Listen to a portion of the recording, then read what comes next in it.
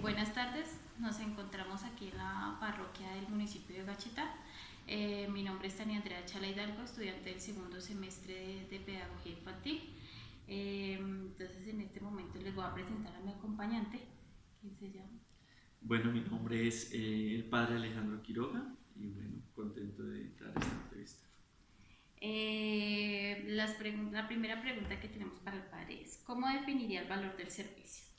Bueno, ¿cómo definiría el valor del servicio? Primero que todo lo definiría como algo propio del hombre por su ser natural.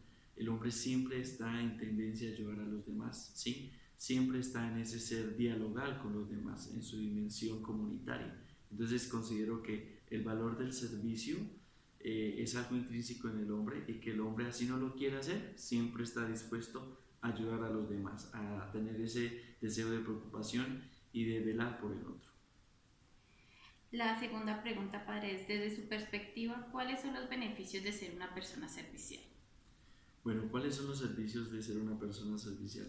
Yo creo que primero que todo lo construye más como persona, porque le ayuda a acrecentar su vida, digamos, se puede decir, en cada una de sus dimensiones y lo ayuda a ser una persona abierta a los demás, porque cuando uno no sirve, pues siempre está cayendo en su egoísmo, en sus cosas, solamente piensa en sí mismo y pues no piensa en los demás. Entonces considero que lo hace una persona sensible al dolor o al sufrimiento del otro. Eh, el otro tiene que ser una manifestación que me suplica servir y de entregarme disponiblemente. La siguiente pregunta, padre, de tus acciones de servicio, ¿cuál es la más significativa? Bueno, yo considero que una de las acciones de servicio que es más significativa para mí es el poder celebrar la Eucaristía, ¿sí? Porque el sacerdocio, el sacerdote, no se entiende sin la Eucaristía. Y en la Eucaristía, ¿quién está presente? Pues está presente Cristo, pero está presente la asamblea, la comunidad. Y ahí es cuando uno sirve de esa manera y le ayuda a la comunidad a que viva esa dimensión espiritual, ¿sí? A que tenga ese encuentro personal con Cristo. Y yo considero que eso es como lo más grande en lo cual yo puedo servir, que yo sea instrumento de gracia para que otros se comuniquen con Dios, y ese es el servicio que debo prestar, no como algo propio, como algo mío, no, sino como instrumento para llevar la palabra de Dios a toda la humanidad. Cuarta pregunta, ¿recuerda quién fue la primera persona que te inculcó el valor del servicio? Bueno, yo creo que más que primera persona, siempre hay muchas personas, ¿no? Desde mi niñez considero que en el caso de mi mamá me enseñó mucho eso, ¿no? De ayudar a los demás, de servir a los demás.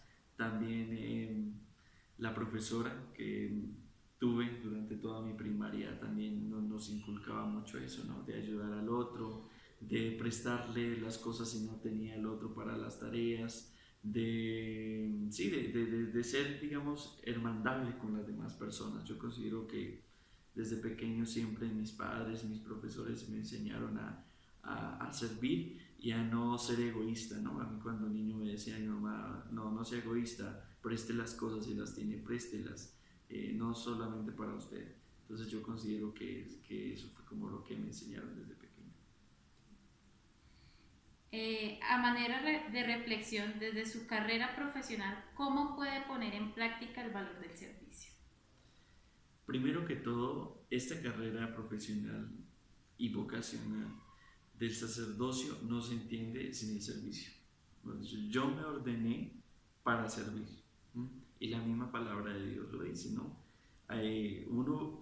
Uno vive su ministerio para el servicio, y considero que toda profesión debe estar dispuesta al servicio, no como lucro personal, no, el sacerdote, yo como sacerdote no me ordeno para ejemplo tener dinero o ser reconocido, no, sino yo me ordeno es para llevar la palabra de Dios a los demás, y cuando lo llevo a los demás pues tengo que hacerlo de una manera desinteresada, con pleno convencimiento de que tengo que servir y que le estoy sirviendo también a Dios en la construcción de ese reino, ¿sí? Dios que me pone como instrumento para yo servir a la humanidad, y bueno, esa es la forma de servir. Y mi servicio, pues en sí, lo comprende todo, ¿no? La ayuda a los ancianos, a los enfermos, la ayuda a los que están internos en una cárcel, la ayuda en el colegio, a los niños que necesitan una orientación, la ayuda a los matrimonios que necesitan una indicación para su vida matrimonial. En todos esos campos yo puedo dar y ayudar al servicio. Otra pregunta que tenemos es, desde su punto de vista, ¿cuáles son las características de una persona servicial? Bueno, yo considero que una persona servicial debe tener algunas características. Primero que todo, que le nazca servir, ¿sí? Sienta ese deseo de servir a los demás. Segundo, que sienta amor por el otro, amor por el prójimo, ¿sí? Tercero, que sienta dolor del sufrimiento de las demás personas. El servicio también implica en su carácter, se puede decir, personal, paciencia, porque si no tiene paciencia para servir, pues no lo haga. También se necesita, yo creo que, mucha responsabilidad al momento de servir, ¿no? No es servir por servir, sino responsabilidad, compromiso, también tolerancia, entender al otro. Considero que el servicio o cumplir bien el servicio implica muchos valores que uno debe tener y que debe, digamos, vigilar para que ninguno de estos elementos se vayan a escapar al momento de servir. Listo, padre. Me gustaría que nos diera una reflexión sobre la siguiente frase. El Hijo del Hombre no vino para ser servido, sino para servir y para dar su vida en rescate de muchos. Considero que eso es la frase que nosotros como sacerdotes también la tenemos, ¿no? Jesús no vino para ser servido, sino para servir. Y eso lo debemos tomar como propio. Esta frase la debemos tomar como propia, ¿sí? El ser cristiano debe ser dispuesto al servicio, siempre dispuesto al servicio para ayudar a los demás. Cuando uno pues está en el estudio de seminario, le dicen, ¿qué es lo que usted tiene que hacer? Es servir.